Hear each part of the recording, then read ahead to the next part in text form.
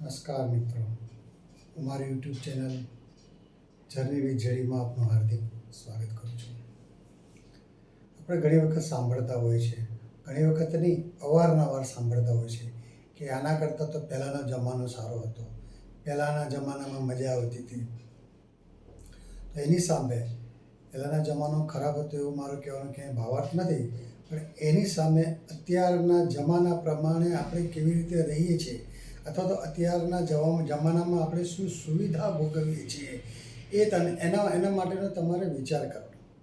અત્યારે તમે જુઓ, સવારે જેવા જાગો એવા નાવા ધોવા તૈયાર થવા માટે સીધું બાથરૂમ, જે બહાર જવાની જરૂરિયાત ના રહે. સવારે તમારે નાસ્તો, ટિફિન, જમવાનું બનાવવાનું તો તરત ગેસ, ચૂલો સળગાવવાની જરૂર ના રહે. સવારે તમારે બહાર જવું છે તો વ્હીકલ, મોટરસાઇકલ, પોતાની કાર અથવા તો પોતાનું વ્હીકલ ના હોય તો સરકારી પરિવહનની જે સુવિધાઓ છે તેનો પણ ખૂબ જ સારો ઉપયોગ થઈ શકે છે. બીજી વાત, આપણે ઓફિસ કે કોઈ પણ જગ્યાએ જઈએ, સીધા જઈએ એટલે તરત ઠંડક માટે એસી ચાલુ.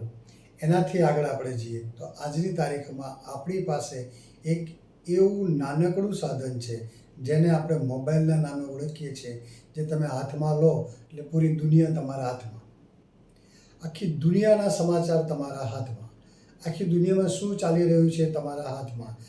માત્ર ને માત્ર જોવાનો દૃષ્ટિકોણ જે છે એ તમારે બદલવાની જરૂર છે. હવે તો એઆઈનો જમાનો આવી ગયો છે એને તો ટેકનોલોજી એટલી બધી આગળ જઈ રહી છે કે આગળના આવનારા સમયમાં તમે શું શું સુવિધાઓ ભોગવી શકશો એની કલ્પના પણ નહીં કરી શકો.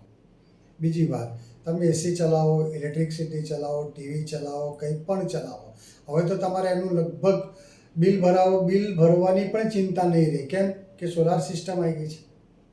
આવી ઘણી બધી સુવિધાઓ. આજે રાત્રે તમને ક્યારે પણ રાત્રે 12 વાગે, 1 વાગે કે 2 વાગે ભૂખ લાગે તો તમારે એક ફોન ઉપર તમારા ઘરમાં જમવાનું આવી જાય.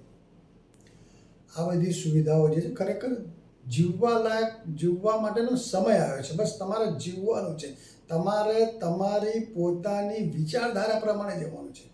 મારું પર્સનલ એવું માનવું છે કે જે વ્યક્તિ પોતાના વિચારો પ્રમાણે, પોતાના વિચારોનો મતલબ અહીંયા એવો નથી કે બીજાને નુકસાન પહોંચાડવું, બીજાને નુકસાન પહોંચાડ્યા વગર પોતાના વિચારો પ્રમાણે જે માણસ જીવે છે ને એ જીવી શકશે.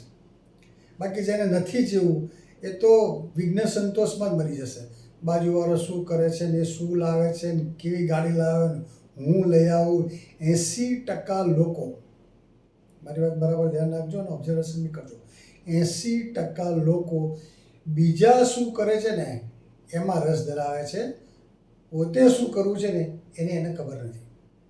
જે દિવસે પોતે ધાર્મિક, સાંપ્રદાયિક, કૌટુંબિક, સામાજિક જે વિચારો એમની ઉપર થોપવામાં આવ્યા છે એમાંથી પોતાની વિચારધારા પ્રમાણે જો રહેવા શીખી થશે ને તો આ જમાનો સાહેબ જીવવા જેવો છે.